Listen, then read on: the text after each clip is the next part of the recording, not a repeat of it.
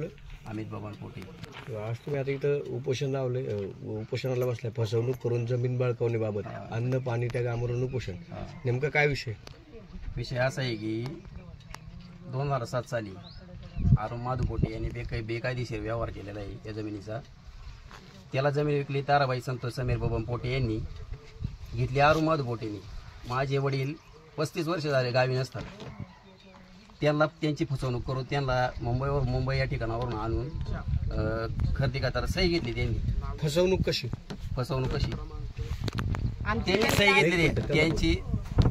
ते म्हटले आमची जमीन आहे म्हणून माधू नारायण पोटे आणि ताराबाई संतोष समीर बबन पोटे यांनी 20-20 गुंठ जमीन करून घेतली आमच्या नावावरून. पण ज्या वेळेला माधू नारायणच्या मुलांना म्हणजे अर्जुन माधू पोटे, सहदेव माधू पोटे यांना ज्या वेळेला समजलं, त्यांना आम्ही कागदपत्र दाखवली, त्यावेळेला त्यांनी ती जमीन आम्हाला 20 गुंठ खालच्या क्षेत्रात ते आम्हाला करून दिली.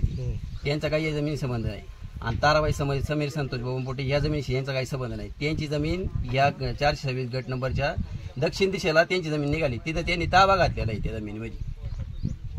तुम्ही म्हटले तुमच्या वडिलांकडून फसवणूक करून सही घेतली त्यांनी. आमची जमीन आहे म्हणून वडिलांनी कोणतीही काही न करता त्यांना सही दिली त्यांना रजिस्टर कचेरीला. आता मागणी काय नेमकी? वडिलांनी पेपर वाचले नाही? वडिलांनी कोणतेही पेपर वाचले नाही. वडील कसे समजुतीने त्यांना वाटलं आपला चुलता आहे असेल त्यांची म्हणून त्यांनी नाव करून दिली.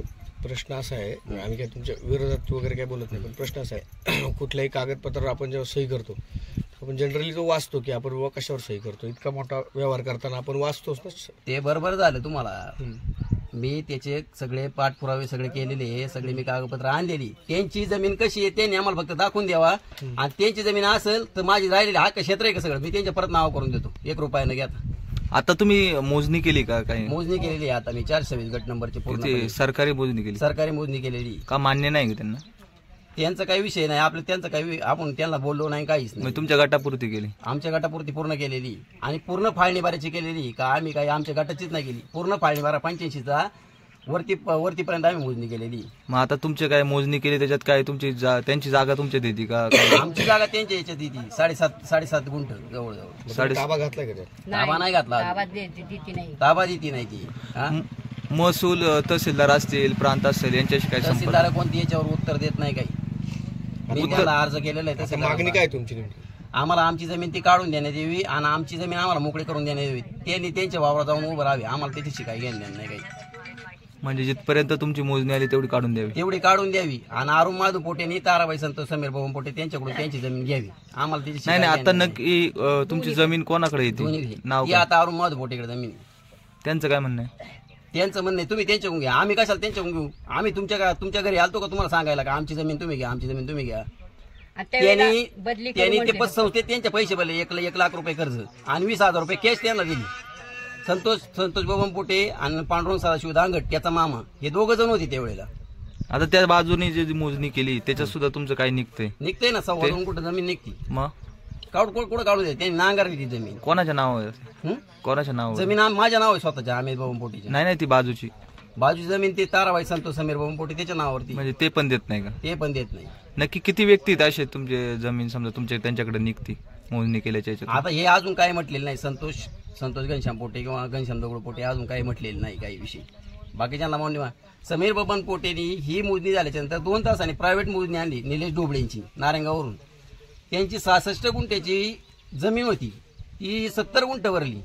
मग त्या निलेश डोबळेंनी सांगितली त्यांची जमीन मोजणी केलेली बरोबर आहे. ती जमीन त्यांचीच आहे ती 2.25 गुंठ राहिलेली बांधामध्ये असेल याला ती मान्य नाही. मग तो शिवाचा बांध किती शिवाचा बांधाचा संबंधच नाही काही. म्हणजे त्यांनी मागितलेली मोजणी पण त्यांना मान्य नाही? त्यांना मान्य नाही त्यांना. मग आता याच्यातून मार्ग काय पाहिजे तुम्हाला? मार्ग काय? आम्हाला आमची जमीन काढून पाहिजे. ही जमीन आहे आमची खाली करून द्यावा आम्हाला.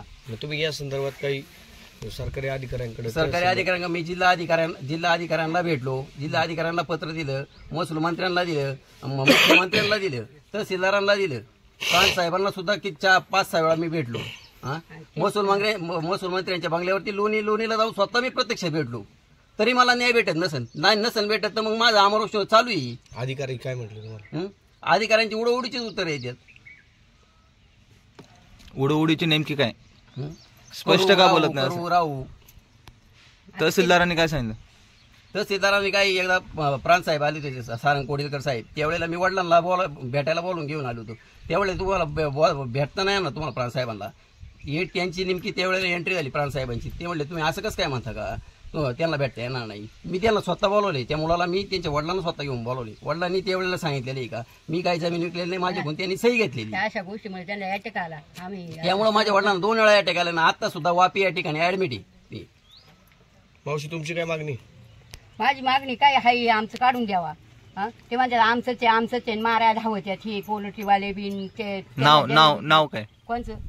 तो पोल्ट्री अरुण माधू पोटे आणि त्याचा मुलगा काय रे त्याचं नाव तेजस अरुण पोटे. ते दोघं मारायला धावत्यात. परत संत ताराबाई समीर संतोष ते पण मारायला धावत्यात. आमचीच ही जागा आमचीच तुमची आहे ना. तुम्ही तुमचं कागदपत्र का आम्हाला दाखवा ना. आता या रोडचा जो प्रश्न आहे इथं तुम्ही म्हणताय रोड बंद करणार आहे, या रोडची काही नोंद आहे किंवा काय? या रोडची नोंद केल्याच्या नंतर यांनी 8व्या महिन्यात नोंद केलेली, 24/8 नोंद केलेली. त्याच्यानंतर 8 दिवसांनी मी त्या रोडची हरकत घातलेली. मग तुम्ही आम्हाला न विचारता कसं काय रोड नोंदवला? हा रोड कसा आहे? नाही लगतचा शेतकरी कोण आहे? तुम्ही? मी स्वतः. तुमची सही आहे त्याच्यावर? माझी सही नाही, त्याची काही संबंध नाही.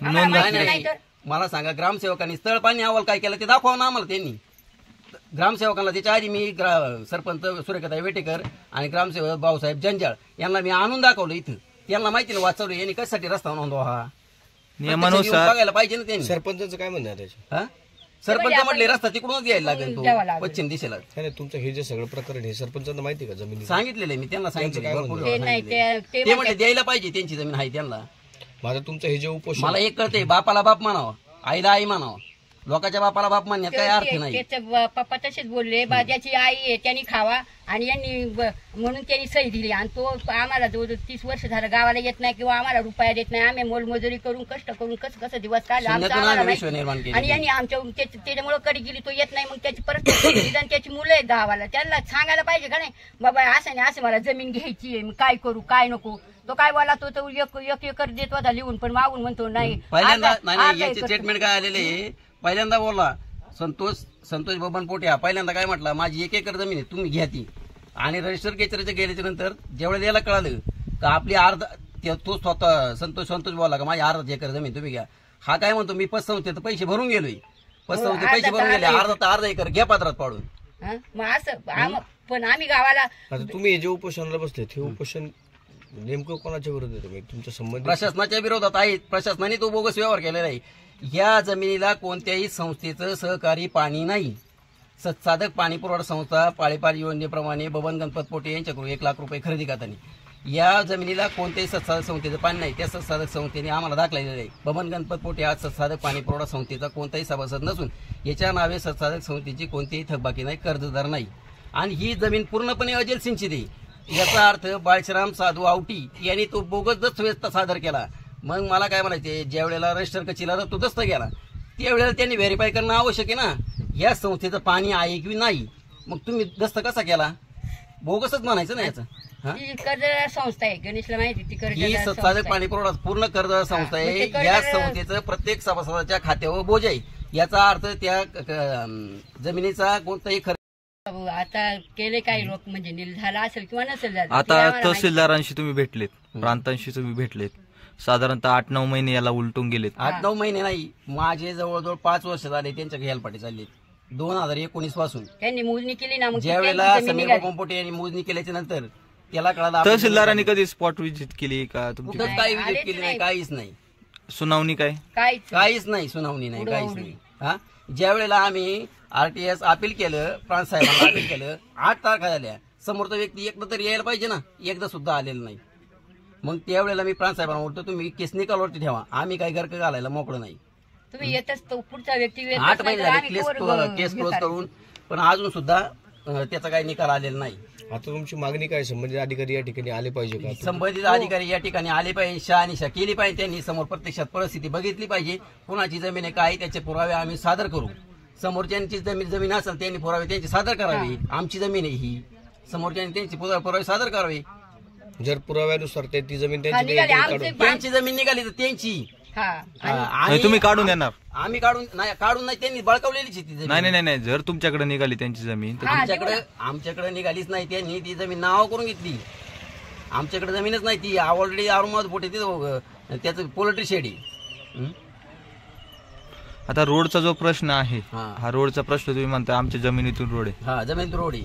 मग आता रोडची नोंद त्या टायमिंगला झाली, त्या टायमिंगला तुमच्या जमिनीच्या लगतचे जे शेतकरी असतात सह्या त्यांची संमती घ्यावी लागते. नाही घेतली, स्टाम्प कोणाची पेपर संमती घेतली नाही, ग्रामपंचायतीने कोणाची संमती घेतली नाही. नोंद कशी घातली काय संघटनेची सुद्धा नाही ते घेतली, त्यांनी आमची आम्हाला सुद्धा दाखवून नाही द्यावा नोंद कशी घातली.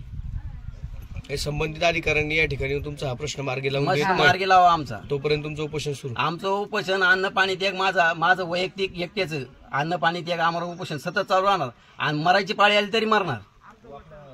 आणि मी तर रस्त्यावर बसणार, रस्ता सुद्धा मी बंद करणार आहे. साहेब म्हणत असते ना रस्ता मी बंद काय करणार, आमच्या कारण केसेस आहेत ना, ते दाखल करू दे. आमच्या हात सह्या घेऊन काय यांनी यांना रोज खरं करून कळत नाही, केला. त्यांना खोटं हा. कळतं, खरं कधीच कळत एवढी नाही मोजणी त्यांना. केली आज 3 महिने व्हायला आले. फेब्रुवारी मार्च एप्रिल मे 4 महिने झाले. मग काय का होईना त्याचं बुवा देऊ, आज देऊ उद्या देऊ किंवा 4 महिन्यात देऊ, काय का होईना त्यांनी आम्हाला म्हणाय नको का? हा, किंवा आम्ही हे करीतो मोजणी टाकितो, मग तुमचं काय आहे ते बघू, असं सुद्धा नाही. आणि मोजणी टाकितो, संतोष म्हटलं मी मोजणी टाकितो, तो त्यांनी मोजणी परत म्हणतो नाही ते असंच तसंच. त्यांनी पण कानागडं केलं. का कानागडं करावं, का आम्हाला सातवावं? हिरे सर मोजणी केलेला कागद आहे आणि हा. जोपर्यंत पत्रक आहे हे खोटं नाही. सरकारी मोजणी. सरकारी सरकारी मोजणी मोजणी. खोटी काही मोजणी नाही आणि कुणालाही 1 रुपया आपण दिलेला नाही. ही सरकारी मोजणी आपण सरकारी फी भरून सरकारी मोजणी करून घेतलेली. सरकारी मोजणीनुसार 7.5 गुंठ जमीन आमची निघती. मान्य नाही. 7.5 गुंठे जमीन तुमची निघते सरकारी मोजणीनुसार. मग त्याच वेळी त्या अधिकाऱ्यांच्या समक्ष तुम्ही तिथं ताबा घेतला नाही का? ताबा ते मोजणी अधिकारी कधी ताबा देत नसतात. मोजणी अधिकारी कधी ताबा देत तुम्ही नसतात. पोलीस संरक्षण मागवून ताबा घालून पोलीस संरक्षण मागितलं, त्यांनी आम्हाला तहसीलदारांनी त्याचं कोणतंही पत्र दिलं नाही का पोलीस स्टेशनने आम्हाला कोणतंही प्रोटेक्शन दिलेलं नाही. हे बघा, हे मोजणी केल्याचे आम्ही त्याच्या कप्रतीचं लांबी रुंदी सगळं काढून आणलेली. आता तुमची मागणी ह्या प्रतिनुसार आमची जमीन आम्हाला काढून आम्हाला आमची जमीन काढून द्या आणि ही 20 गुंठ बळकावलेली जमीन आम्हाला ताब्यात देऊन टाकावा. आम्ही साईटनी रस्ता आमचा निम्मा, दुसऱ्या लगतच्या शेतकऱ्याचा निम्मा. आम्ही काय रस्ता देणार नाही असं काय नाही. आमचा 6 फूट रस्ता घ्यावा आणि त्यांचा 6 फूट रस्ता आम्ही घ्यावा. काय आमची असं कुठे पूर्ण आडकाठी नाही आहे. आडकाठी नाही अशा गोष्टीला. त्यांच्या आसन जिथून आमचं निघाले तिथून आमच्याकडे घ्यावा त्यांनी आणि तिथून तिकडे त्यांनी पण निम्म द्यावा. विषय संपला. बाकीचं काय ठीक आहे, धन्यवाद. हं? तुम्ही यांचे बंधू, हा, तुमची काय मागणी? ऍक्च्युली हे जे झालं ना त्यावेळेस आम्ही लहान होतो, तर हे जे ज्याने घेतलं त्या मालकाने प्लस खाली जे मालक होता म्हणजे पहिलं जे वर्किंग होतं ते राम लक्ष्मण हे दोघं भाऊ होते. तर त्यांनी परस्पर वडिलांना आणून आणि ह्यांनी संगनमत करून ती जी जमीन होती ही जमीन तर ती परस्पर त्यांनी आमची जमीन म्हणून ती म्हणजे ताराबाई हॉटेलवाल्यांनी परस्पर सही घेतली आणि ती नावावरती जमीन करून घेतली त्यांनी. तर ती जमीन त्यांनी परस्पर जेव्हा मोजणी झाली त्यावेळेस आम्हाला कळलं. आणि खालची जी जमीन जी होती तर ती याची जमीन होती म्हणजे अर्जुन महादेव पोटे तो वैतीत होता. तर त्यांनी संतोष भवन पोटे त्यांनी आमची जमीन म्हणून तिथे ताबा घातला. ऍक्च्युली याच्यामध्ये एक प्रश्न सर्वसामान्य जनरल हा पडणारा प्रश्न आहे की तुम्ही म्हणता की वडिलांची सही घेऊन त्यांनी ती जमीन नावावर करून घेतली. म्हणजे वडिलांनी त्याच्यावर सही कशी काय केली?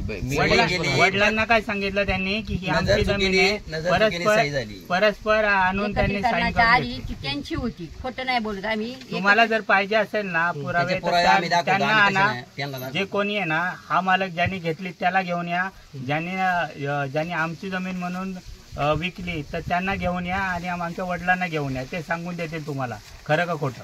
आता तुम्ही उपोषणाला बसले, वडिलांना माहिती आहे का? वडिलांना मी वडिलांना माहिती सांगितलं आहे. ते admit आहे. मी नाही वडील ऍडमिट आहे आता वापीला त्याचा कॉल केला का ते लगेच सांगतात, लगेच सांगतात. आता प्रशासनाने तुमच्या ह्या उपोषणाची दखल घेऊन तुमची जमीन तुमच्या ताब्यात आमची आमच्या जमीन ताब्यात आमची ही वरची जमीन जी आहे ती आमची आम्हाला भेटली पाहिजे आणि खाली जी मोजणी झालेली आहे सरकारी मोजणी ती जमीन आम्हाला भेटली पाहिजे. बस एवढंच आमचं मागणी आहे. बस धन्यवाद. तोपर्यंत आम्ही रस्ता सुद्धा बंद ठेवणार आहे. हा